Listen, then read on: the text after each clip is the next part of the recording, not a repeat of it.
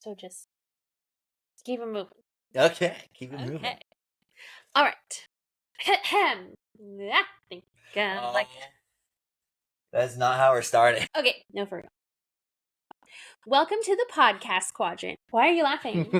Are you serious? I'm good.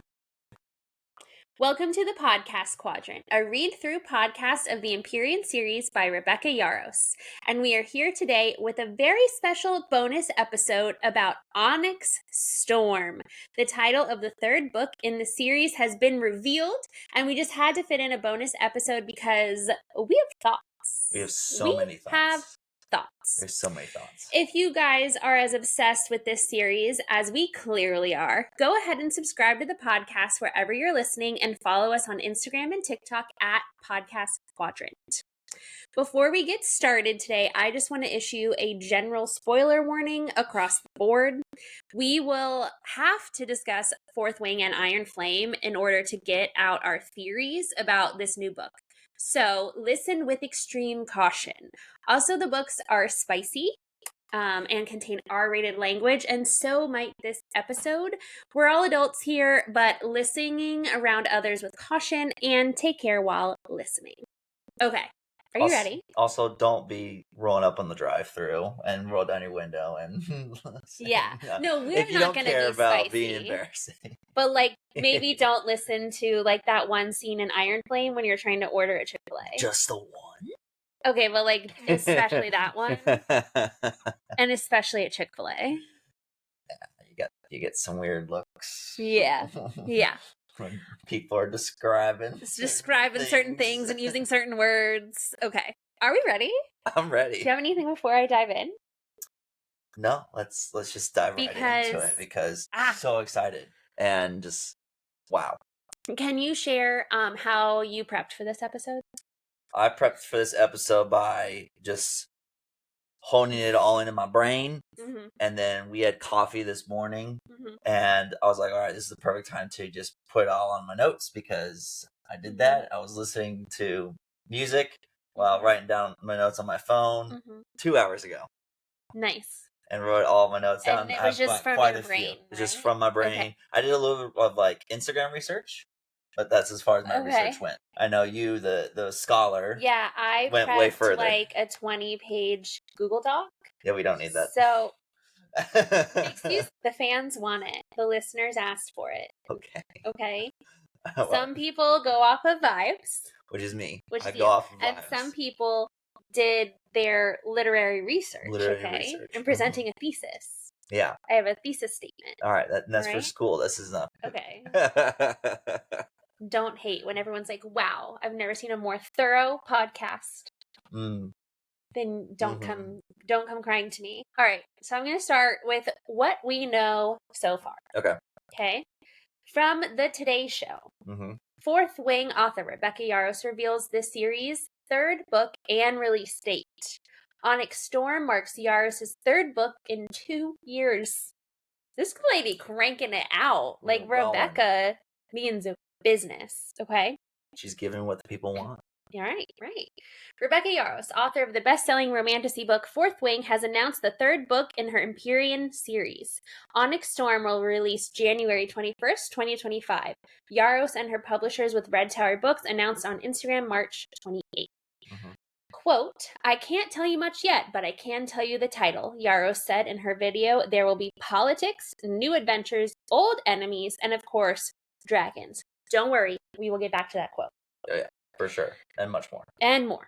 The Empyrean series began in 2023 with Fourth Wing, which follows Violet, blah, blah, blah. She intended to study to be a scribe or a historian. She's forced to be in Rider's Quadrant. She bonds with a dragon. It's basically just like a summary in this news article. Okay. Let's see. Fourth Wing's sequel, Iron Flame, was released November 7th, and Onyx Storm will mark Yarros' third book in less than 2 years. They're very keen on that time frame. And she has said that the whole series is plotted out and arced and all of that, Yarros said. And I think it really deals with the theme of history. Who's allowed to tell our history and what happens when only people in power are the ones who record our history. Which just goes perfectly with all of my like themes around knowledge and power and who has the real power. And we've always talked about the scribes holding more power, even though it's not the physical dragon fire, muscly fighting kind of power. So I would like to say that I think we were onto something. You definitely see that in Iron Flame. You see that type of progression of scribe knowledge power in Iron Flame. Right. Now it looks like think that's even more. the new trend, and even more in this even next more. book. And a lot about history, which definitely goes with more of a scribes because they're the ones recording the history and things like that. Okay, so the other new news statement that she released was with the Good Morning America Book Club Instagram, collaborated with Rebecca Yarros' Instagram, and they said, exclusive. Best-selling author Rebecca Yarros reveals her third book in the Empyrean series, Onyx Storm, will be released January 21st, 2025, and is available for pre-order now. And then they pulled the quote again. What? I just remember your pre-order TikTok that you made. Oh, for our podcast quadrant Instagram. Yes, the sharks. It was gold. The Shark Tank audio. Well done, babe. Thank you. The sound was like, hi, sharks. I'm here today asking for $19.97 so I can pre-order the book with sprayed edges. Right. Exactly. And in return, we will give you a fire recap on the podcast. Thank you. Okay, they pulled the quote from the Good Morning America article. There will be politics, new adventures, old enemies, and of course, dragons. Yep. And we got a couple book trailers through Waterstones, which is like the UK version of Barnes & Noble, Books Million, kind of. And we'll get back to like the quotes from the book trailers in a second. Right. We also got a updated Amazon listing. So you're aware of the unnamed book that caused all the panic, right? Yeah. It kind of happened again. Well, it happened the first time before the deluxe edition was released with the bonus chapters, because everyone was following very closely Red Tower Publishing, and they had an unnamed, untitled book listed on Amazon, and people were like, could this possibly be another Empyrean series book? And people like panic ordered and made this unnamed, untitled listing on Amazon like top of the charts. And I think Amazon and like the internet people were like, what have the book girlies done? Like, and then everyone took a gamble because like watch it be like nothing. Because like no offense, but I've read some other Red Tower published books. Like Assistant to the Villain that had the really cool cover design and like the red edges. Oh, okay.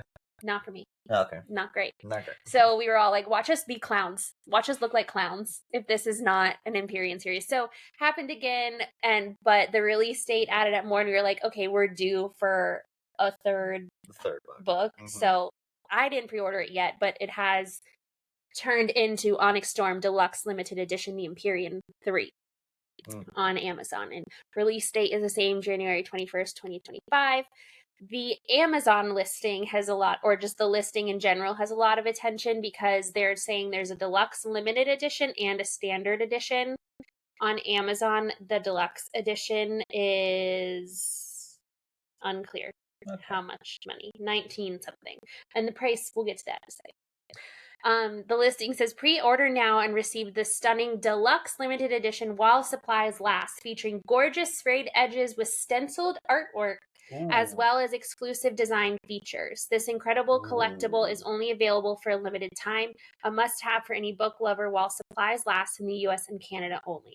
Get ready to fly or die in the breathtaking follow-up to Fourth Wing and Iron Flame from number one New York Times best-selling author Rebecca Yarros. And it is already the number one bestseller in books on Amazon. So, don't worry. Do you want to talk about the sprayed edges of it all now or later? Later. Okay. We'll get to that later. Okay. So that's pretty much the same blurb that's on all of the deluxe editions, because that's usually put out by the publishers, not specific to each retailer. Okay. All right. Any comments so far about what we talked about? No, because it's just more and more of like the same things that everyone's like still quoting. So no, it's the news we've finally been waiting for. So it's just awesome that we finally have it. We have something to look forward to. January 21st, 2025. Is that number real? 2025? Like, I know, right? That sounds wild. like futuristic. Yeah. Like, that number is not real. No. Yeah. That was wild. Okay. So I want to go over the timeline of events. Okay.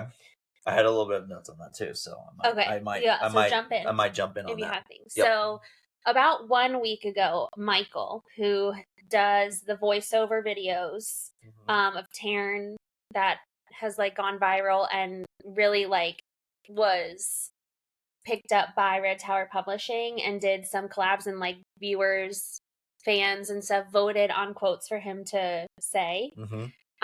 And there's rumors that like he's going to either be the voice of Taryn in the Amazon show or the like live reenactment audiobook. What is that called? Yeah, no, you're live, not live reenactment. No, the dramatic reading. Dramatic reading, yeah.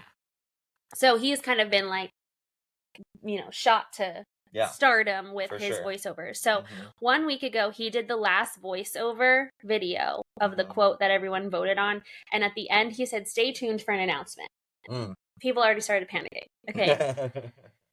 Then either that day or the next day around the same time, I don't know exactly, because I can't look back at when. You can look back at when he posted that, but you can't look back at when she changed her profile photos. So then Rebecca changed all her profile photos on all social medias to a black and white version of her normal picture, which was very, very Taylor Swift of her. It was. I know you're not a Swiftie, but when Taylor like wipes all of her posts off her Instagram when it's like a new era or a new album's coming out or a new announcement, and then like drops little hints and Easter eggs. And we know Rebecca Yarros is a Taylor Swift fan. For sure. Like she said, "Oh, I've listened to like certain songs while writing certain characters," and we're like, what does it mean? Because like, what does the Taylor Swift song mean, and how that's going to play into the character? So I thought that was really cute of her being like so Taylor Swifty. Then shortly after that, the paperback cover dropped that for Iron Flame, and it was like a grayscale version, like it's black and white and silver.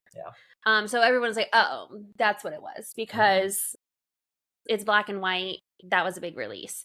But the Onyx Storm wording being black and white could also account for her changing her profile photo. So she kind of had a couple announcements. Yeah, she did.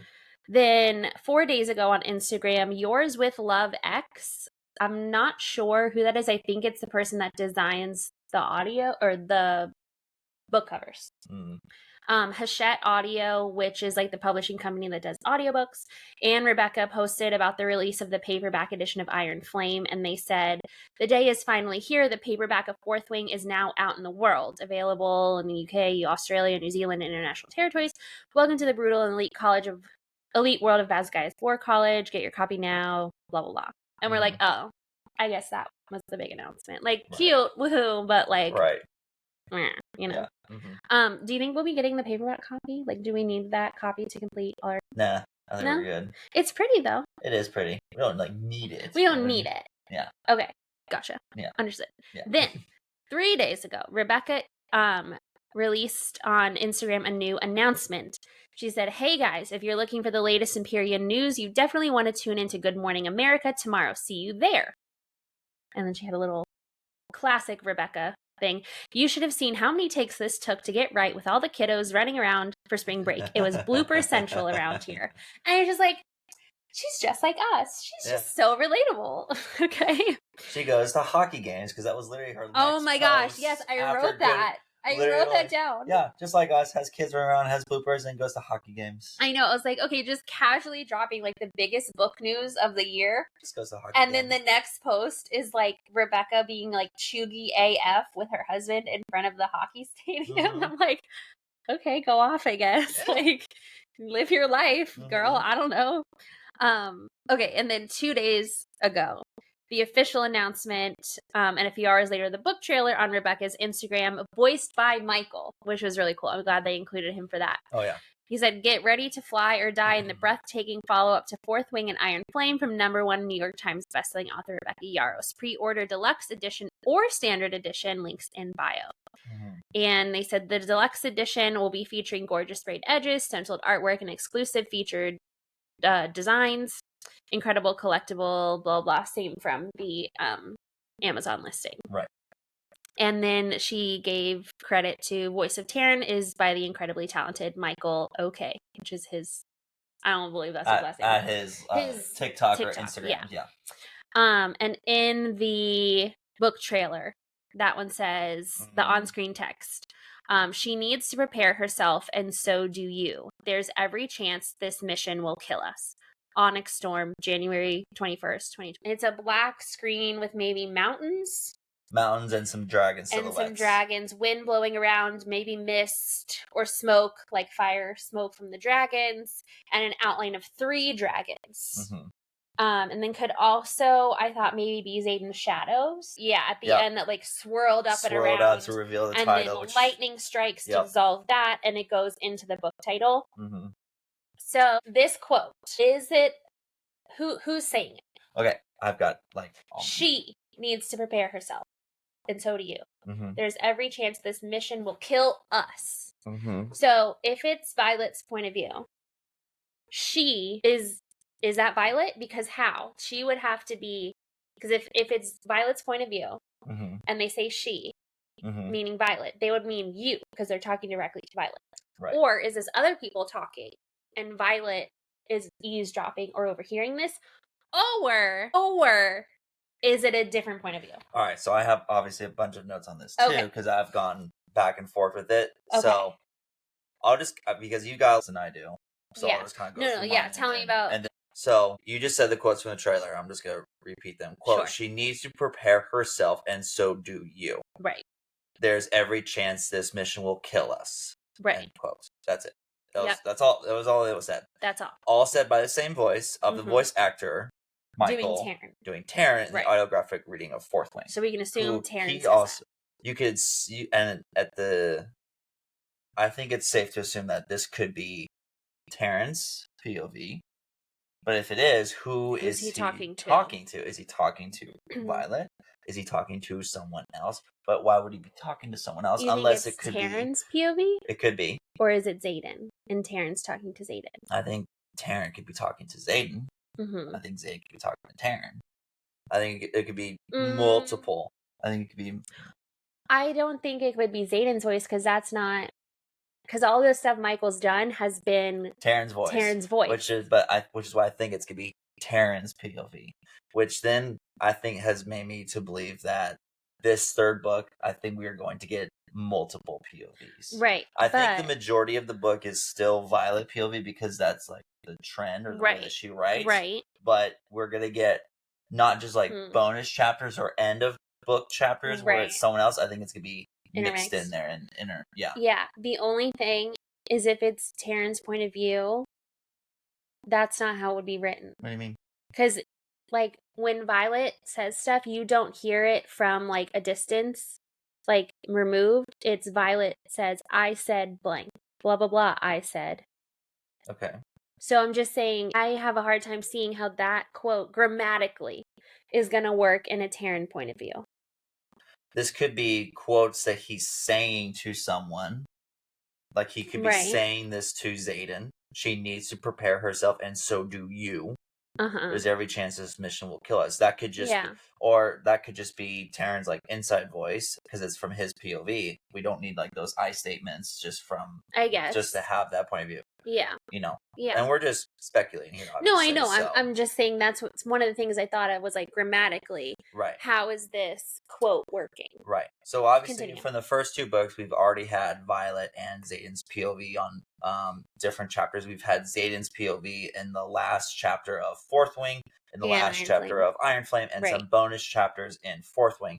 I haven't heard any rumors or any speculation of bonus chapters for Iron Flame yet, but there could be, because the bonus chapters for Fourth One were very, very late. Delayed after Iron Flame came out. Right. So we could still have that. I didn't even think of that. Right. So just to kind of put that out there.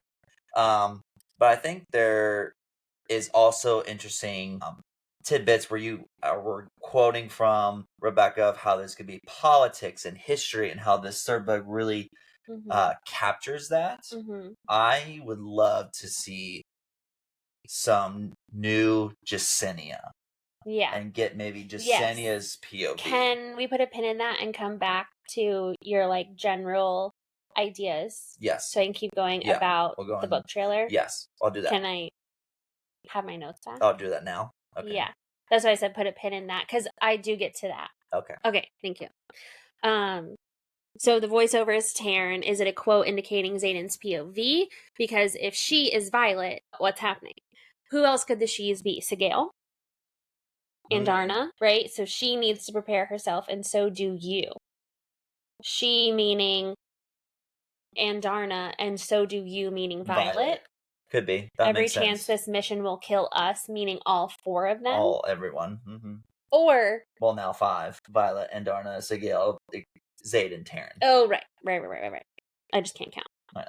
Okay. All right. Then the other thing I was looking at is when we got Iron Flame posts. Mm-hmm. So Iron Flame was released on November 7th. On September 12th, we got the first post about the book. No, a trailer. The first post saying new book coming was May 26th for a November 7th release.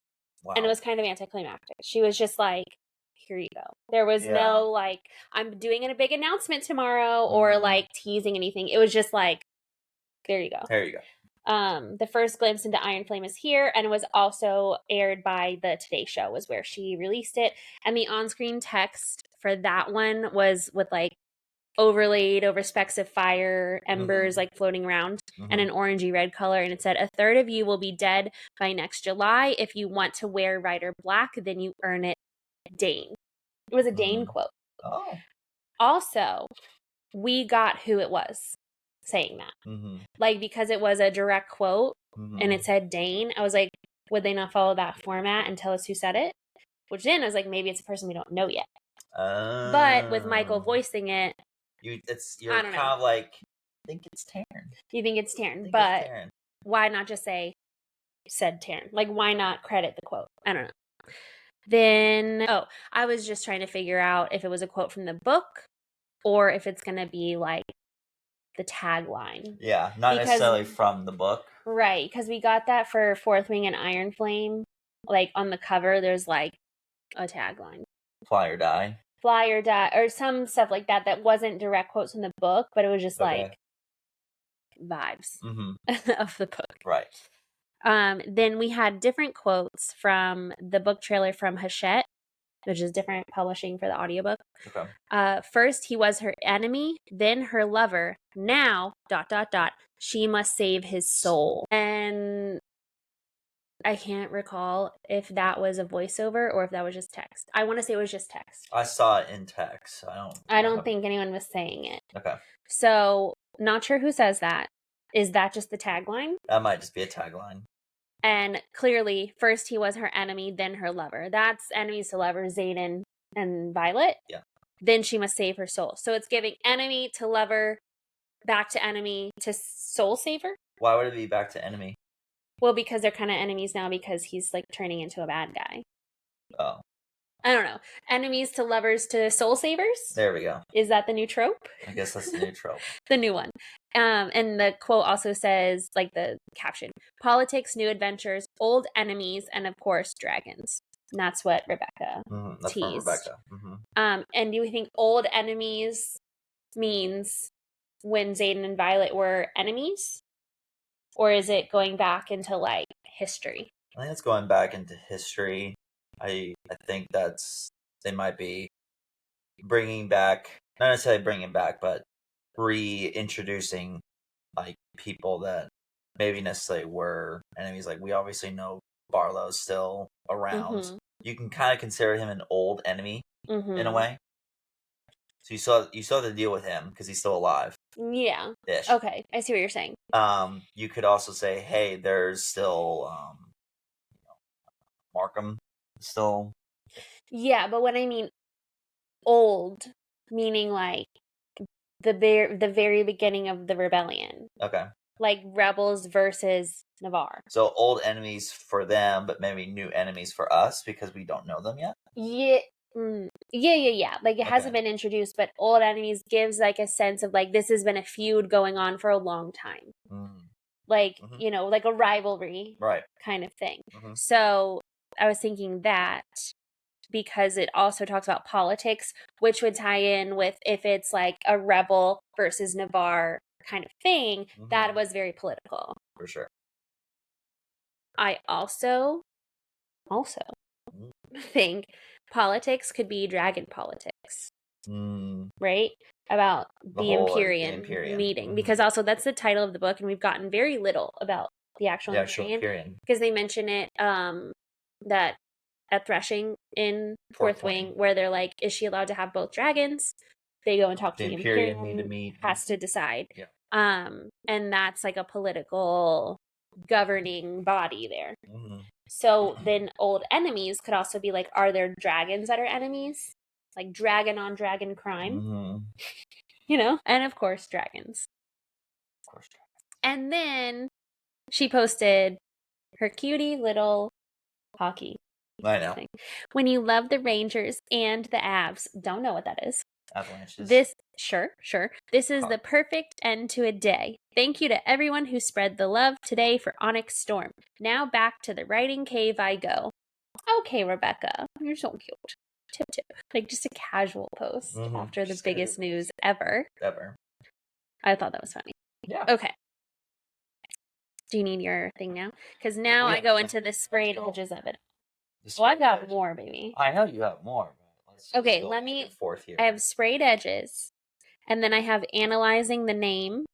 Yep, I've got some and then I have just general unhinged ideas from across the internet. I told you, but it's an outline, so there's indentations, which makes it appear longer. Okay, so do any of your topics fit into those sections? I don't know. I just wrote down what I was about analyzing the name. Yes. Okay, so wait until I get there. Okay. Wait your turn. Okay. And then sprayed edges in the deluxe edition, kind of bookish things about that. Nothing specific about that. Okay, and then just general unhinged ideas about what's going to be in it based on the name and some online theories. I've got a couple of those. Okay, so hold your tongue. Wait your turn. We'll get there. Just go hang out somewhere else while I talk about this. Okay. So I'm assuming that's a good idea. Just please don't make mouth noises. Swallow quietly. Oh dear God. Oh my God. I could hear that. Okay. We're going to have to cut that out. Okay. Go ahead and swallow while I'm not reading. Oh my God. I could hear that too. Okay. Are you ready? Go. Okay. Go. Everyone knows the drama of the release. If you pre-ordered it and it didn't arrive and then people ran out of copies and then the copies they did get like left ink on their hands or were like jacked up or missing pages, all this kind of stuff. So some of that was people thinking because it was rushed, because it was bad quality, the printers were just like trying to churn it out, make money. I don't know. I didn't mind. I was like, okay. Yeah. Like, I literally remember getting 7th Harry Potter book, and it's falling apart in my hands in the store. That's wild. Like, that was one of the things because it was printed so recently, or, like, they just had to print so many, and I get it, like, the demand for it, for sure. And, like, the glue hadn't dried yet. Like, literally, it's falling apart in your hands, so, like, you don't care because it's the 4th Harry Potter, but I also feel like that was what, movie came out 2012. The last installment. The last book was like summer of fall of 2008. And book talk wasn't a thing. No. There were maybe some book YouTube people. Maybe. So there wasn't this like bookshelf aesthetic and like flat lays on Instagram. Right. Collectors, people would collect books, but it wasn't like recent books as much. It was like antique versions or first printings, and so there wasn't that big of a thing. Like no one was Instagramming or like TikTok living. Right?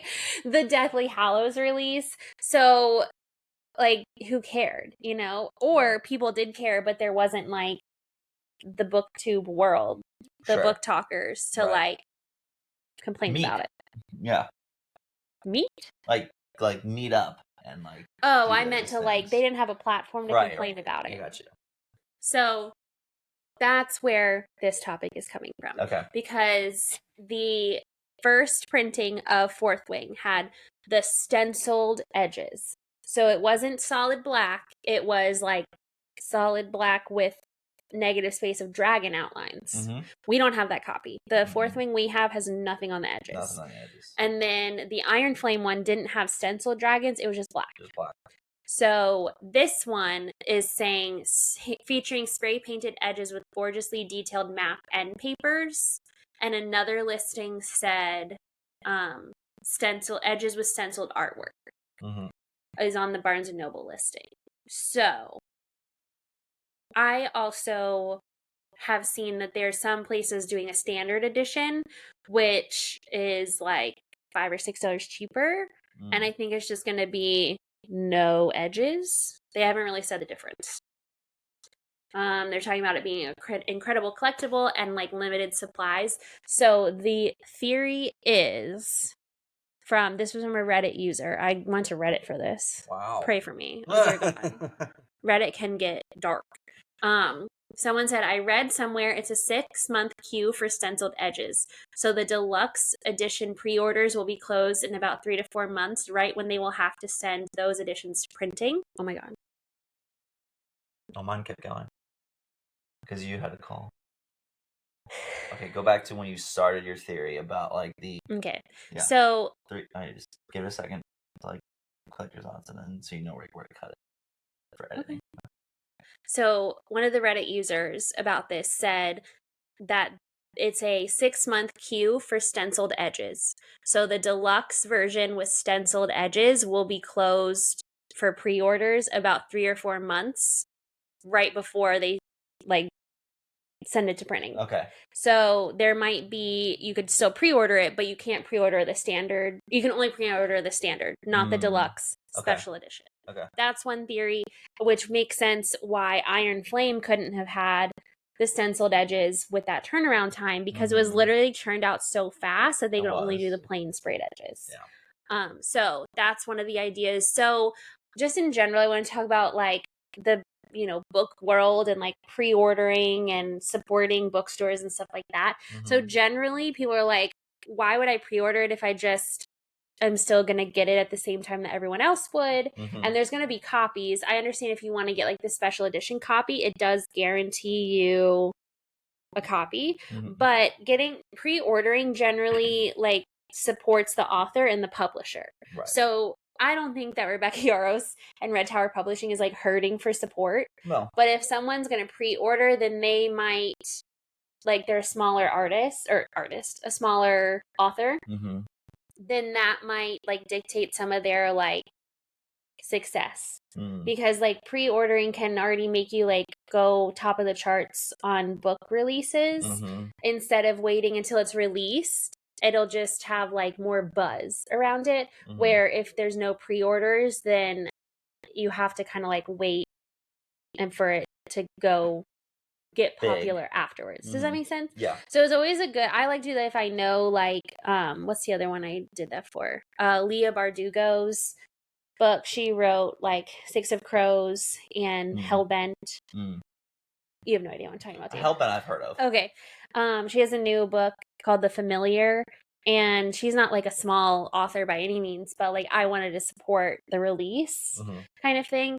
And it's just like if you're into that kind of thing and it's fun, and like I pre-ordered it, Okay, yeah, supports the author and the publisher, and it helps like chart the books, which it already is number 1 on Amazon. So okay. All right. Will we be pre-ordering? For sure. Okay. For sure. Last time, we didn't get the book for 2 days. I started reading on Kindle. I know. And we're going to get all the versions anyways. So, pre-order might guarantee you the stenciled edges. Right. This is what we're hoping. So, that's what you want to do? Yeah. Okay. Just so we're clear. No, of course. One version? One copy? One copy to have part of our collection. And then like to look pretty on the shelf. And then for Audible, and then for so one Kindle. of each kind. Yeah. Because Kindle I'll do like for my notes and highlighting, and Audible is like how I speed through reading it. Right. And then the physical copy just because it's pretty. It's pretty. Okay. Okay, anything else about the deluxe edition, standard edition, all that kind of stuff? Oh, you covered. I forgot one thing. Almost everything. I know everyone's doing posts or links for like Amazon and Barnes & Noble and Books A Million and stuff like that. But I do want to say, if you are able to, it is a little more expensive than the cost on the other websites. But to support bookshop.org, which is a indie bookstore online website. So local indie stores, like not big box stores like Books A Million and stuff, they have storefronts on bookshop.org. So you could go and see, put in your area code and what local indie bookstores in your area have a bookshop storefront, and you could purchase it from them. Or if there's not a specific one, then you can just purchase it in general. And if that, all bookstores that are on bookshop.org get a percentage of that profit. So even if there's not a specific local indie bookstore you want to support, you could still be just supporting indie bookstores. You see what I'm saying? I do. It is a little bit more expensive because, like I said, it's not like the bigger stores that can do like deep discounts. So the deluxe edition there is $30, where the other places I'm seeing it like $19. Oof. So I get it, but I'm also like, if you're able to, or if in particular, like we have like Crash Bookstore and Pressed and Inklings and all of those like cute local ones. And I know it's more expensive, but also like they do a lot of used books and we go there a lot and like hang out. I would like to support them if possible. Yeah. So I'll put that link in the show notes too. Good. Along with all the others, of course. Along with everything else. Okay. Okay. Are we ready to analyze the name? I'm ready to analyze the name. Ready to. You've been sitting on your hands. Yeah. Boring. Wait, I'm gonna go through the bullet points. Can you relax? I want to get to my notes. Okay, it's not about you. Chime in. Okay. Oh my gosh. Just because you went off of vibes and wrote down 3 sentences, it cannot be the Nate show. I'm not saying it's. I did the bulk of this research, so let me read my stuff. And then if you have anything to add, please add it. Or forever hold your peace. Okay. Gosh dang. I feel like those people that would write like speeches in school or like essays and think they were so clever, like, the topic of this essay is loyalty. Ugh. The dictionary defines loyalty as, you know, those people. I'd be like, oh my gosh, I'm so clever to like start my speech like this. But the dictionary defines onyx as. Ready? Sounds like the beginning of like a terrible bridesmaid speech. Exactly, yeah. The definition of love. The definition of friendship. All right, but for real though. Okay. So excited. Who says the dictionary defines onyx? That's what I said. Okay. Because we need to know. Okay. The dictionary defines onyx as: onyx is a parallel banded variety of silicodony, an oxide mineral. Agate and onyx are both varieties of layered silicodony, forgive me, that differ only in the form of the bands. Agate has curved bands while onyx has parallel bands, and the colors of its bands range from black to almost every color. And to that I said, not helpful. Not helpful. Moving on. The name onyx is derived from the Greek word onyx, meaning... Onyx. Onyx. Wait, meaning, are you ready for this? In Greek, it means fingernail. Onyx. Meaning fingernail due to the stone's translucent layers resembling human fingernails. Black onyx is a variety of this hardwood quartz family. I will get back to the fingernail, though, because I did some more deep diving on the Greek word. Okay. And it might be translated into something more relevant. Okay. But I'm going to chime in and also add on my fingernail? notes. No, on onyx. It's also the very first Pokemon for all our Pokemon fans out there. Okay. And this Pokemon comes from the Indigo League. And Onyx, the Pokemon, is a 2-meter tall, stone snake. I think he is defined as. So no legs, no arms, legs. And no wings. No arms, no legs, no wings. He's not a dragon. So, but he's an all stone, like from head to tail. It's all just like a spine, but rock, stone. Okay. And his name is Onyx. I love that. Thank you for your reference. Thank you. Okay. They might enjoy it too. We can do like a little Onyx like Pokemon emoji bird meme. Sure. Clip it. I will. Thank you. Are you ready? Yeah. Black onyx is also associated with the zodiac signs for Leo and Capricorn, while also being considered the birthstone for the month of July. Podcat. Podcat has made her appearance. Hi, Podcat. All right. This was where I'm getting into more relevant things, okay? Black onyx possesses a range of powerful attributes that make it highly sought after. Its energy, okay, this is for the people that like charge their crystals in the moonlight and like wear them to like symbolize different like character qualities and things like that, okay? So it's a little woo-woo, but I get it. Okay. Its energy is believed to ground and stabilize the wearer, enabling them to make rational decisions and stay focused. The stone is also considered beneficial for boosting intuition and fostering spiritual growth. Additionally, black onyx is thought to enhance communication by promoting clarity and self-expression, and that is from dwsjewelry.com. All right? Now we have how Rebecca Yarros defines onyx. Okay, the word onyx is mentioned 10 times in Fourth Wing. That's it? Only 10 times? And more. How many times in Iron Flame? 6 times in Iron Flame. Wow. Okay. More. I will in the show notes put all of them because I have quoted all of them, but I'm not going to read you all of them. Only the important ones, okay? We first hear it. I feel like that's important. Oh. His eyes are the shade of gold flexed onyx. Violet talking about Xayden's eyes. So gold flecked onyx. So mainly black onyx with gold flecks in it. Capiche?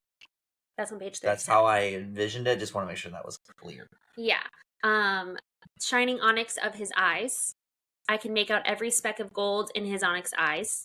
Mm-hmm. Correct. I nod, looking between her and the onyx eyes that see straight through me. It's about damn time. Terran rumbles. Xayden's gaze snaps to mine, his onyx eyes flaring in shock. I push the panic away and focus on the tiny gold flecks in Xayden's onyx eyes. His head snaps up, and there is no lie in his onyx eyes. I stand back next to Imogen and search the leadership for a certain pair of onyx eyes. Okay, yeah. Just let me get through this. His eyes fly open, and gods, are they beautiful. I've memorized every gold fleck in those onyx depths. I know what you're thinking, Xayden says in that deceptively soft voice of his, and there's a flicker of fear in those onyx depths. Okay, so every single mention in Fourth Wing is about his eyes. His eyes. All right. The mentions in Iron Flame: eyes, gold flecked onyx eyes, gold flecked onyx eyes. Then we have shimmering onyx wraps around my mind and everything intensifies. That's when they're having sex, and I guess like their bond is onyx in their brain. I don't know. Okay. Then we have, at the very end, still mentioning his eyes, a faint, almost indistinguishable red ring emanating from his gold-flecked onyx irises. So this is the last mention of it with his eyes, right along a physical descriptor of indicating that he's now turning into a Venin. Also, do we say turning into a Venin or turning Venin? Turning Venin. Turning Venin? Yeah. Because turning into sounds more like you are going to be completely not who you are and something else entirely. Kind of like if we have our Harry Potter fans here, how Lupin turns into a werewolf. Right. He has no recollection of who he is. He's not turning wolf. He's not turning wolf. I guess you could say that for Sirius because he turns wolf, but it's still Sirius. Turning dog? No, he's turning into a dog. Fine, whatever. Turns into dog. And I don't know. And Lupin turns into a werewolf. Completely a different subconscious, different everything. Okay. I don't think there's a right or wrong. I just was curious. Okay. In Iron Flame, we do get 2 mentions of onyx that are not related to his eyes, and that is what I kind of dialed in on, because clearly his eyes are black. We get it, okay? I get it. I will pay you to get a new descriptor, okay? All right. So on page 523 of Iron Flame is our first non-eye related onyx mention, I moved towards it, soaking in every detail. Is it onyx? I asked Xayden. It's massive, too heavy for even a dragon to carry. They had to have it carved in this very chamber. The riders in front of us part, and the wardstone comes into view. My lips part because, wow, the shimmering black pillar rises over twice the height of Xayden, and would take all 9 of us holding our arms outstretched to surround it. Etched in the very center, at least 6 inches across, is a series of circles, each fitting within the next and boasting a rune carved in along its path. It's almost the same pattern as the pages of Warwick's journal. I moved towards it, soaking in every detail. Is it onyx? I asked Xayden. We can't say for certain, but my father thought it was polished iron, he answers. Iron rain. My heart jolts. This is really it. We're about to have wards. So it's the only non-I reference, and it's about the wardstone, mentioning that they thought it was iron, but it might be onyx. And it also goes into the confusion of the translation of storm and flame. And so could we possibly have a mistranslation for onyx as well? So this is where I was confusing myself. It said iron rain. But that was mistranslated. It was really flame. Okay. But the iron part wasn't incorrect. No, that was as far as what was translated and how it all worked out. Right. Iron was correct. So did it turn out to actually be iron, the wardstone? I guess. But that's where I was confusing an onyx myself. Color. Yeah, onyx can be a color, but it could also be a diamond, a material. So that was a little confusing. And then we get it again about the wardstone on page 764 of Iron Flame. A half hour and some creative knife work on Mira's part after locating the pair of wyverns' bodies. Mira draws back a polished chunk of what appears to be onyx, marked with a complex rune I couldn't even begin to replicate. So she literally pulled the onyx-looking rune out of the wyvern. How would you describe a rune, real quick, for them? Well, them. Yeah. We hear it as like 2 things. One's like kind of like how we talked about wards. Right. It's like a non-tangible thing and a tangible thing. Right. So when I hear like a rune stone, it's like the physical thing you can hold in your hot, sweaty little hands, like a rock. But it has the marking of like the shape of the rune on it, and that's what like gives it the power. Okay. So wards have the power because they have runes on them. So that gives that the ward power. But runes could do lots of other things, right? Because there's runes on her sword and door frame that kind of like give protections and like other powers and things like that. So we talk about, or onyx is mentioned, and I'm like, did I read this book? I know. I think because we were so excited, we just like flew through it, and I didn't sit down and get everything. Right. So creative knife work on Mira's part. After locating the pair of wyvern bodies, Mira draws a polished chunk of what appears to be onyx with a complex rune. So there's runes inside the wyvern, and that's what give them power. That's where I was confused. But it's mentioned again with runes. So I think that's going to be a big part of it, and maybe what that is related to. And it just is like, it's too obvious and like on the nose if it's going to be about Xayden. But it could indicate it's Xayden's point of view, or we're getting more like about Xayden. But I don't think that the Onyx and Onyx Storm means Xayden. Do you have anything about the references from the book about Onyx? No, you cover like those ones already for me. So I had like the same type of idea with the eyes, and then I knew it as like either the color, the eyes, or the stone. Okay, so you did find the wardstone too. Because I didn't see that a lot on people's theories. The first thing I was like, Xayden's eyes. Yeah. And I was like, yeah. So. What's like, is that a very abnormal thing?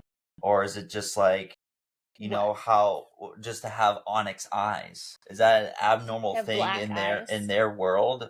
Is that something like, or is that something where like, hey, like it's still normal, but it's just rare. Like someone to have two different color eyes. Like I've seen that. It's like, that's weird, but not like alien weird. Just like you're different. It's different. Weird. I don't know. Because no one else is mentioned to have black, to my knowledge, and I thought that the dragons had black Or at least Terran has black onyx eyes. Well, Terran's a black dragon. Right, but what about Sigale? I think Sigale has gold eyes, or at least the gold rim, like maybe all dragons do. I'm not sure of that. Sure. But what's the non-ring part? Yeah, I'm not sure how common it is. The iris is like the... Like, for us... No, wait. What's us? What's the white stuff? The white part? That's not the iris. The iris is the... The color around the black pupil. Is the iris? I think. I'm no eye doctor, clearly. So I don't know. You want me to Google it? We gotta do our homework. Anatomy. Eye. There we go. Anatomy. What? Oh my gosh. Keyboard's not working. Oh my god. Anatomy. Okay, we have... Here we go. We got the iris. I can't see in this. Okay, let me get it. Ironic. Okay. Ironic. Conjunctiva is the white... No. The white part is the sclera, SCLERA. Then there's a coating on top of it called the conjunctiva. Then the iris, it looks like it's pointing to the colored part. The pupil for sure is the black part. Black part for us. Behind that is a lens, and then the part that like sticks out is the cornea. What was your question? What for us is the white part? It's the sclera. Okay. So for the dragons is the sclera the onyx part? And no, I think for everyone that's white. Even the dragons and Xayden? Dragon eye in, I don't know, fourth wing. I don't know if we're gonna get that. I don't think Xayden's entire eye is black. I think like where yours are brown and mine are blue, it's black. With gold in it. Which to me could just be like hazel. People have gold flecks. Like yours is not like your eye is brown, but it's not a solid brown. Okay, that's not helping me. I want like fleck in eye color. See, it's not a solid color. Like, look at my eyes. Yeah. Is the blue a solid color? No. Okay, I see what you mean. So I think it's that. I think it's like a dark. It could literally his eyes could just be hazel. Like, calm down. Okay. You know what I mean? Okay. Not you, Violet. Oh, like, girl, just calm down. So I don't know how common it is. Okay. That was your question. That was my question. Just like how common it is. Okay, so then going back, I guess we just go back to you of like continuing what you had talked about, like with the analyzing the title, because we were just talking about onyx, like what it can mean. Yes. Stone, the eyes, and the ward stone. Yeah. Okay. Yes. So. Okay. So. Oh my god. So I did more digging into this fingernail nonsense. Oh. Okay. And the Greek translation of the word onyx comes through a Latin spelling meaning. Are you ready for this? No. Claw. But then it got translated into fingernail. Okay. Ooh. Well, because it's a Greek mythical legend, says that one day Cupid, the god of love, used one of his arrows to cut the fingernails of his mother Venus. As her nails fell from Mount Olympus into the sacred Indus River, they metamorphosized into onyx, as they were believed to be divine. In ancient Greek, onyx means the nail of a claw or finger. So... Okay. We're there. Then... Other legend and folklore in ancient times, onyx was believed to have a demon imprisoned within that would awaken at night, sowing discord, especially between lovers. Say that sentence one more time for some. Scroll. In ancient times, onyx was believed to have a demon imprisoned within that would awaken at night, sowing discord, especially between lovers. First of all, demon imprisoned within. That's Xayden's inner evil Venin that would awaken at night, Violet's nightmares, and sowing discord, especially between lovers. Well, if there wasn't discord between them already, they're going to be discord now. More modern days, strength-giving onyx is a protective stone for dark nights and lonely places. Taking you forward to view the future, it is useful when a relationship needs stabilizing or when it has passed its sell-by date and needs to be released. effective in past life work. I don't know what this means. For healing old injuries and physical trauma affecting the present life, it anchors the flighty into a stable way of life and imparts self-control, thought to increase regeneration, happiness, intuition, instincts, and also decrease sexual desire and helps to change bad habits. I like the claw idea. The claws. Because that's Hello Dragon. Hello Dragon, yeah. Another idea is that people wear onyx because it's believed to absorb negative energy. The more negativity it absorbs, the darker it gets. It's giving Venin. The more energy they absorb, the more evil they get. Hello. It is said that Cleopatra used to wear black onyx for its protective features. Sensing negative energy, the crystal would vibrate, alerting the queen of potential danger. Interesting. It's cool. It is cool. And assisting in keeping your own counsel, onyx holds memories of what happens to the wearer and can be used for psychometry. I don't know what that means. Interesting, right? Very, very interesting. Thoughts? Lots of like every kind of definition that you pulled up or any like origin that you pulled up had some sort of historical context that applies to the book, applies to the characters, applies to maybe even the plot. Like I could see it going into, you know, their discord and it comes out at night and there's evil in it, or it sucks, it absorbs the evil and turns darker kind of thing. Yeah. What do you think about the fingernail of it all? Cupid, Venus thing. Yeah. I think there's enough there where you could go off of, okay, how did maybe Venin get created? We know wyvern. How are wyvern created? Okay. We know how Venin are created. And we know that the Venin create wyvern, but we still don't have an origin of how. So maybe does the origin of wyvern come from the missing claw of a dragon, which would be an onyx form or shape? At least from that context, does that have to do anything with that? You know, I see what you're saying. You know, you have to, the Venin had Venin's tonenail. The Venin had the wyvern. Oh yeah, the Venin. The wyvern are Venin toenails. No. What are we talking about? The wyvern are dragon toenails. Oh, I thought you meant how are wyvern created? Right. From a Venin. Venin create them. But how did Venin create them? With their toenails. No, I'm thinking... Okay, I'm sorry. Explain your idea. I'll relax. The Venin, we know from the books, create wyvern, so we don't have an idea of how. So I'm wondering if Venin had gotten dragon claws, like dead dragon claws, and created wyvern with them. Okay, I see what you're saying. I'm sorry. Okay. I like it. That's just out there. Idea. From the excerpt you read from Iron Flame of the onyx colored rune that was pulled from the neck of a wyvern, right, suggests kind of that too. Where I don't think it was a neck, but sure. Okay, sure. The wyvern is powered, at least is existing because of that onyx stone. And if it sucks so what if that came from a dragon claw, or what if that was a dragon claw? Holds all the evil, which is what powers them. I like it. I was the origin story with Cupid, how we're thinking there's something going on with Xayden's mom. Okay. So we think, there's a lot of theories out there about who Xayden's mom is. And is he some god's toenail? Didn't we hear Rebecca actually say in a press conference or interview that said that we are getting Xayden's mom in the third book? I remember her saying that. Maybe, I don't recall. I remember her saying something like that. Okay. So we are getting something of her. Right. Do we think that theory too, that Xayden's mom is a god and Xayden could be the product of... Yeah, like a demigod. Or some type of... You know, we played around with like Andarna being royalty, or like Violet being royalty, or some type of like, I don't know, immortal, not immortal, I don't know, something different than just mortal human. Yeah, demigod like too. Interessant.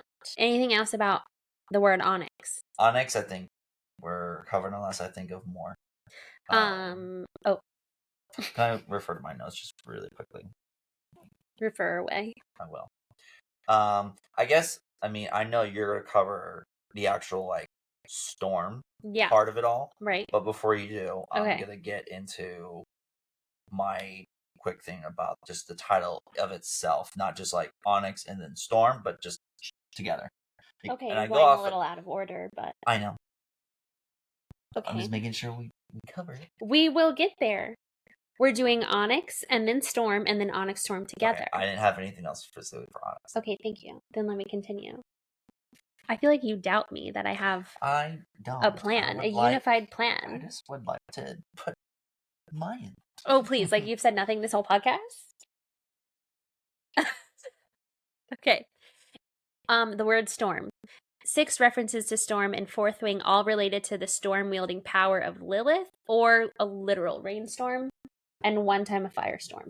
What does dictionary's definition say storm is? I think we know what a storm is. I don't know.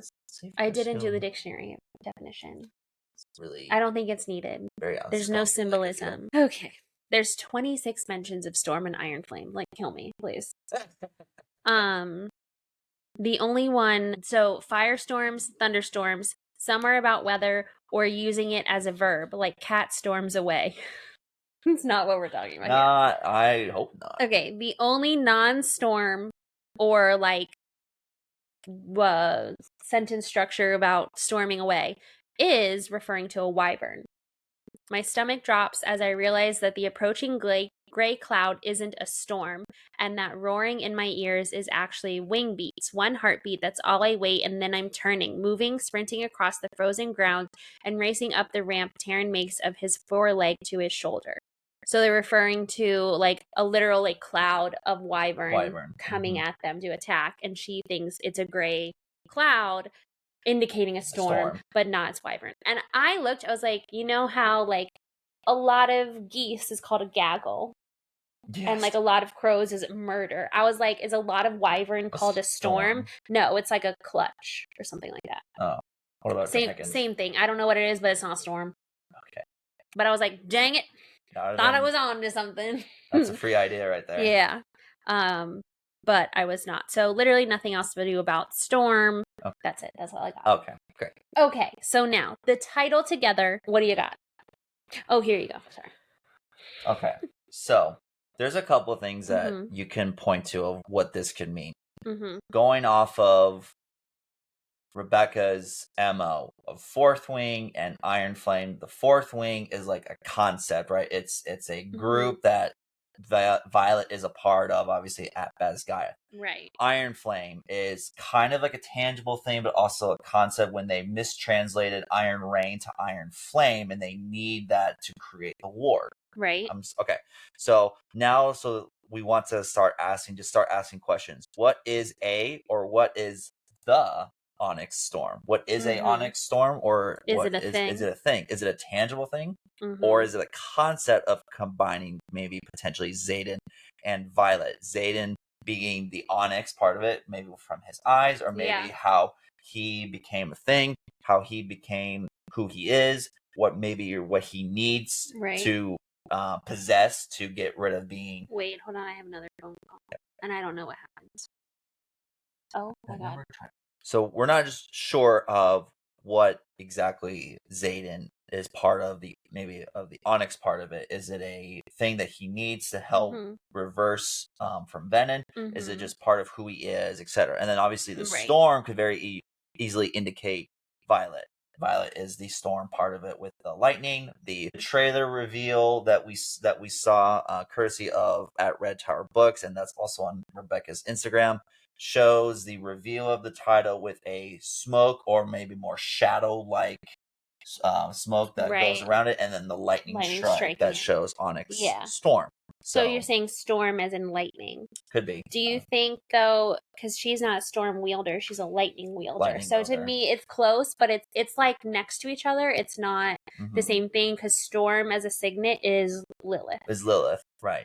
Unless it's going to be something like what Violet's second signet is storm wielding, so she's storm and lightning? Right. Doesn't make much sense. I don't know. So I agree with that. So I'm more thinking that the Onyx Storm could also just be a concept of Violet and Xayden being together and trying to accomplish something. So I think part of it is how you can combine those two. how Onyx Storm could be two different things put together, or it could be all one big like thing. a whole new concept. A whole new concept. So someone, I've heard of ways of, if you have a bunch of something, just like what you said about how Violet and Iron Flame mistook about wyvern. I think that's a storm. Oh no, it's a wyvern. Yeah. I've heard a lot of other people say something like, there's like there's a storm brewing about something, but it's not necessarily an actual weather storm. Or like a storm is coming, but it's not weather. It's just like a lot of something. Yeah. So is there a lot of physical onyx that possesses some sort of thing that is needed for Xayden, and that goes into like the mission, right? Right. From that quote, there is every chance this mission will kill us. So, okay, there is a mission. There is something to do. Is that something where they need to go get Onyx, and it's dangerous because maybe Venin also need it to power their wyvern. They gotta charge the wyvern. Charge them up. Charge their crystals in the moonlight. Exactly. Power their wyvern. Exactly. So this is maybe of how Onyx is used. Yeah. Is either reverses the effects of being Venin, or raises the level more Venin. Maybe they need the Onyx for the Wardstones, and then the Venin need the Onyx for their power of their wyvern. Yeah. And it's like a limited resource. Right. There's cat hair on my mic. Awesome. Fun fact. Love that for you. Okay. Continue. That's mostly I have for just like Onyx Storm as like the title and the concept. But it's interesting to think about, is it a tangible thing, or is it just a concept of combining both Xayden and Violet? Right. So that's all I had for that specific for the title. I like it. So, but now we're to get more into our unhinged theories. Yes, that is the topic. That's the heading. So, let's get after it. Okay, so is the Onyx Terran because he is a black dragon? Also, what's the other black dragon? It was Melgren's dragon. The king. Not the king, the general. Lilith's boss. You're just saying words. No, I'm being serious. Okay, sure. Melgren's dragon is a black dragon. Okay. So is it about black dragons? And is Andarna a black dragon? Because she kind of just like blends in. No, she's not a black dragon. She's purple. Sometimes. Well. At first, like when she first, before she was purple. Yeah. No, she was gold. She was gold. Right. But then, after she came out of the sleep, she was like, I want to be like Tyrion, and was black. When we first saw her, big. Okay. And then kind of, I feel like could be like reflects whatever, or is like darker than black. Okay. And is like shimmery like purple. But is she also a black dragon? And there's also like, they're very rare. And is the storm, the Onyx Storm, like just a boatload of black dragons. Okay. This isn't about like the theory of the title and what it's about, but one idea going around is that it was going to be released sooner, like a year out from Iron Flame, so next fall, but there's rumors that there's a Moss release, and so they didn't want to compete. Sarah J. Maas, like ACOTAR release. Right. Makes sense. Not real. That was kind of just like a idea, not really a theory about what's in it. Okay. One user on Reddit said, I wonder if the storm part of the title will mean we'll find out more about Lilith during her pregnancy with Violet, given that her signet is related to a storm, and if she was indeed Venin, and it would explain Violet's hair. Maybe. So, bringing back the storm signet. Another Reddit user says, my initial guess is a little different from most here. I think Onyx Storm, while maybe he has a secondary meaning to Xayden's eyes, is about the shadows he creates and his loss of control now. While he was able to wield shadows, now with this increase in his signet power, he might likely be a force of literal darkness, which might be what the Venin seek him out for. I believe he will be the Onyx Storm, the shadow force, that will be the threat. And maybe the name Onyx Storm is referring to something that a shadow wielder can, at his peak power, create, and maybe has been done before, which is why the Venin want to push him towards it with the help of Barlow and possibly Dane's father. There was an Instagram story that Rebecca shared and said a storm is brewing. which didn't really get picked up by a lot of people, but that kind of just indicates like darkness and evil. And like, you don't say like, oh, a storm's brewing. Yay. Good news. Good things on the horizon. Like kind of thing. There's some theories. I've just read through comments and it wasn't like exactly one person, so I'm not gonna say like exactly who it is, but a lot of Instagram comments are saying that it could be a battle between two Onyx dragons, Tarn and Coda, in a political fight for power, or over who gets to rule Empyrean, Navarre, wherever they're moving to. Right. So Coda's the other. Coda's the black dragon. Black dragon, which is Melgren's dragon. Okay. Could also be, I already talked about this and debunked it, but I said black dragons hatching ? Isn't a lot of dragons called a storm ? JK, it's not. It's not. What a missed opportunity though. But like, how cool. Yeah. What a D. Okay. Another Reddit user said Andarna's homeland, a theory about where she's from, are the Barrens, the land of sandstorms, hence her den's smaller size, and natural camouflage. They're just saying this could be what the book is about. Oh, okay. And there's a lot of things with like the Barrens being like sucked of magic from the Venin, and the Venin can't go there anymore. So, because there's no more magic to suck out of it, which then led to a lot of people thinking that places could be immune from Venin. / is Violet immune from Venin because she's already been sucked of that power, hence her hair being lacking color. So then she's gonna be fine with Xayden. It won't affect her. Okay. And I think we talked about storm and weather, and you talk about weather in an almanac, and we talked about a mention of an almanac in the vault in Iron Flame. Remember?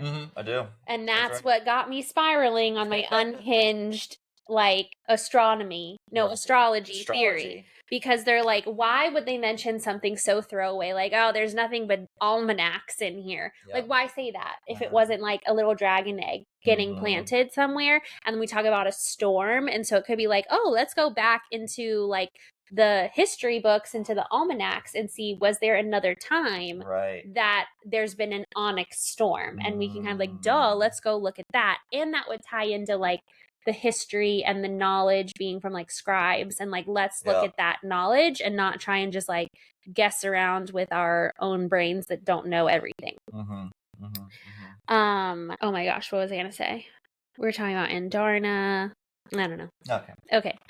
The last thing, I'm excited for the cover reveal because we don't know what it looks like yet. True. There was on Barnes & Noble, someone was like, did they leak the cover? But it's literally just the Iron Flame cover, but instead of it saying Iron Flame, it says Onyx Storm. Onyx Storm. And I was like, this is dumb. It's just like a black cover with gold letters, Onyx Storm. Oh, no. That's like the placeholder that you've seen. Yeah. But Barnes & Noble had a couple listings or stories that it was the Iron Flame cover with the words replaced. And I was like, people were like, oh my God, did they accidentally leak the cover? And we were like, no, that's just Iron Flame. They're just being dumb, like bad Photoshop. Yeah. But here's my unhinged theory with the cover. Oh no. And we'll have more to talk about when we get it. It will add to my idea of another geometric shape being added to the cover, overlapping. So fourth wing, just the circle. Iron Flame, the circle with like a diamondy rhombus on top of it. And then this one will add another shape. And guess what it's going to make? Like some sort of like stone or a rune. Okay. Clever. Thank you. Very clever. It's good. It's good. Okay. And I think that was it. That was all you had. I think, looking through my notes. Yep. You got anything else? I have a couple things. Okay. And I'm excited. Oh, I remember what it was. Okay. We were talking about how Violet, we're like worried about her with Xayden being Venin. Yes. And is he evil? And she's like our heroine, our good guy. Okay. What if she like joins him as Venin or as like evil? Would be a bad way to go. A bad way to go? Yeah. But she could be like literary wise and storytelling wise. Okay. No, here's the parallel I'm gonna get for you. Okay. Think Star Wars. Oh no. Okay. You ruined Star Wars for me. We're on a break. No, I'm not ruining it. I'm just saying, imagine. Okay. You have, what's his name that turns into Darth Vader? Anakin. Skywalker. You have Anakin and Padma. Me. Natalie Portman. Okay. Padme. Okay. And he turns evil. Okay. And she's like, turns evil with him.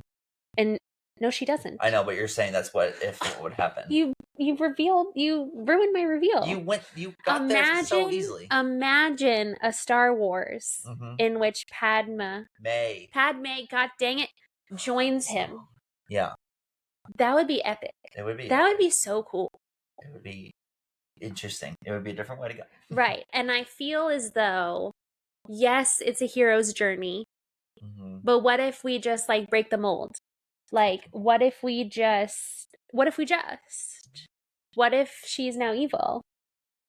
But it's not like a true evil, like, because every villain has like an origin. Right? Yeah. And you get like, what are some villains that are like, not necessarily villains, but like anti-hero? I mean, the most famous one that I would know, at least from Marvel, would be Deadpool. Where he's not the hero, but he's not evil, right? He's not Joker.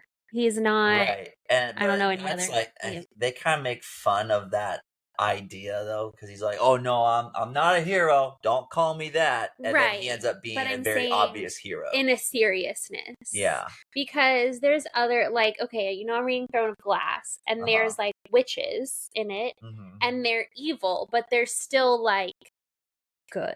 You see what I'm saying? Yeah. And same thing with like Game of Thrones has this a lot, like morally gray characters. Right, where you're like, they're not truly good and they're not truly evil. Right. There are characters like that. But what if we're in that morally gray area? I think it would just be very interesting. It would be. And if Rebecca Yarros doesn't write it that way, where she joins evil, I will write something that way. Because, Star Wars fanfic where Padme. Good job. Padme goes evil with Anakin. I've actually seen a lot of fan art that go that way. Okay. So you're not doing weird. Well, it's not your original idea, but I think for me, not knowing jack about nothing about Star Wars, enough. Right, but I'm saying I'm not in it for me to have come to that. Right. As a parallel. Right. No, that's good. Okay.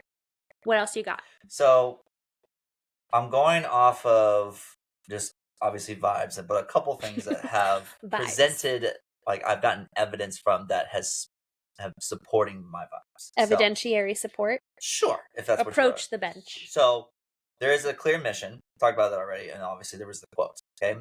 So like the second one, like the second book of Iron Flame, there was a mission. The mission to go get the thing that like this guy has. Not again. I can't do this again. Right? We did this last time one of our You couldn't episodes. Remember what healers was. I know. Okay. So we're in Iron Flame. In Iron Flame. There's a mission. Violet and Xayden have to go to a place to get a specific thing from the guy. The guy's like, you can have it, but I need to see Violet lightning wheel. Or whatever. Okay. Do you remember that? Yeah. So that's a very specific mission. Okay. Right? Where they're trying to get not the smelter, but the thing that makes the weapons. Right. And in my brain I was like, they're smelting iron. No. But it was some type of thing. Some type of thing. Oh my gosh. So it was like fiery hot thing to like make a... Yeah. Our viewers will get it. Oh my God. They're probably screaming at us. Like, it's clearly this. Right. Okay, continue. So that's a mission. Right. But it's kind of short-lived. It's only about 2-3-ish chapters. Yeah, it wasn't like the mission. It wasn't the mission. Okay. And then they go back, and then they have to fight Wyvern, and then they have to go back to Basgarath, and we all know how that happens. So this seems to be more, at least from the vibes of this book, seems to be more of the main emphasis and the main plot of the book, where there is a mission. We need to figure out something how to save Xayden, potentially Violet, but it's dangerous, blah, blah, blah. Like, there's... I think that this could be the main plot of the book. Is this mission? A mission? Is the mission that they have to go to. They have to do what? To save Xayden, that they have to go find something or to get something or to retrieve something. And I'm sure and it's gonna be once integral. That happens, once they're there, Venin are there, wyvern are there. Yeah, there's a battle. Old enemies are there. There's something. So they're going to need something to save Xayden. And then that goes along with my next thing. It's more of like a question, but it also ties in with like what I'm thinking. Is this book a search and rescue type of book after what happened to Xayden at the end of Iron Flame? Hey, you are Venin. You had that little talk with Barlow that like, hey, there's no stopping this. It's only like, you'll eventually become this. And I think going back to what Rebecca said, that this goes a lot with politics, but also history. I'm sure that they get with Jasenia. Jasenia's like, hey, I've done all my research. This is the only thing that could maybe potentially save you from stopping Venin. Like and it's how from people folklore. Turn Venin before. Right. Yeah. And this is the only way to get it. Where do we find it? And that kind of goes throughout the entire book of trying to find and seek answers to rescue and search and rescue for Xayden. Yeah. My question is how would this further the main plot or trope of Violet being the chosen one? Because it's very chosen one-esque and trope. So is Can this... I see the iPad while you're talking? Sure. I'm not done. Okay. Well, I know. I just want to look something up while you're talking about this. So does Violet continue her heroine trope of being the chosen one? Because we've heard both from Fourth Wing and from Iron Flame, from Venin, that you do not know like what you possess or how powerful you are. Right. And we think it's more than just her being able to wield a couple lightning strikes like Zeus. Like it goes further beyond this. And we also, of course, are still waiting for the reveal of her second signet. We don't know what that is yet. There are a lot of theories out there, and then you can kind of start asking questions of, okay, a signet is based off of what the writer needs and what they need to possess. So what does Violet need to possess? What does that look like? Is it that she needs to possess maybe Onyx? Or be able to create Onyx? Is that a thing? Is that because we don't know all like how that? Mira's is like warding. So is that something where Violet is able to do to help Xayden? I don't know. But there's an idea out there of like, we're still missing a second signet, which produces a lot of unanswered questions, and you could put in solutions, make up your own solutions based off of that missing question. Right. Those cycle graphic that we've used before. Right. So we're no longer in Act 1, which is separation from the normal world. And she's crossed the first threshold, or the first plot point of a test. Oh, gosh. Sorry. Throwing your iPad. I'm sorry. I'm sorry. Okay. So the first plot point major test, I think, was leaving Basgiath, going to Erasia, right? An approach to the innermost cave. And then a sacred marriage or meeting of the shadow self. So meeting of a god or goddess at one meant with something else, or you find love in the underworld. Those have been like famous Greek mythology, like heroes' journeys. Right. And this section is called the Descent or the Abyss. So in this section, the main thing after like going into the innermost cave, like this dangerous, is you go through an ordeal. And it could be dismemberment, wandering, or harrowing of the soul. And how you get out of it is an ultimate boon or reward, generally an elixir theft. So like you're cursed and you need this thing. You must go on a quest to get it. Yeah. This is right. Which is solidly in like Act 2, so a supreme ordeal, where she already went through one ordeal, which was finding out there was rebels and going to Erasia. Right. And leaving Basgiath. Right? And then she's in the second threshold, which is after she gets this elixir, which could be, that's what book 3 is up until getting it, which is that mission. Second threshold is there's new rules, there's a midpoint and a reversal of things we already know. This could also go into the reversal of things we already know because Venin are a thing. So it's not exactly following that order, because we learn Venin and Wyvern are real at the end of book 1, which is kind of a reversal. But I think that's where we're getting to in this book. There'll be another reversal, which might be new knowledge. Like we learn more about dragon lore and the history and the Empyrean. The next thing after that is an ascent. So refusal of a return, an apotheosis, or a new realm. So she gets rescued from outside of her, and then dark soul of the night, or a big realization, and then a final third threshold that goes into Act 3. I don't think we're getting any of that. I think we're getting a approach to the innermost cave. This battle between good and evil. Xayden is evil. What do I do? Yeah. And then a meeting of the shadow self. Maybe she sees the evil in her, or she like has a come to Jesus moment with herself. Come to God's moment. Then there's a big ordeal. Come to God's. That's good. An ordeal. And then to fix this ordeal, she has to do a journey or a theft to get the elixir or the ultimate boon or item. I think going off of that with your type of Act 2 of the hero's journey and the second threshold, with this book, I could very well easily see that this book, in terms of seriousness of the plot and how it affects the plot, may not be so like huge, I guess, in a way. I feel like with Iron Flame, like, it was massive of how much changes and how much it furthers the plot of the whole story of the Empyrean series. I would like to almost predict that book 3 doesn't necessarily keep on moving what the plot is for, but it is like information dump. I thought that was book 2. No, I think book 2. Okay. I think book 2 furthered the plot even more because it exposed Xayden at the very end. That thickens the plot even more. It shows, and we have more questions to fill. We get a lot more characters. I think it moved the plot a lot more. I think book 3, in terms of plot for just book 3, is very simple. Xayden needs something. Violet and Xayden need something. It's in this certain area. They need to go get it. Okay. I think that's be the very big plots here and there. Sure. But I think she's going to use this book to like info dump, and I think expose more characters. You haven't already gotten an info dump enough?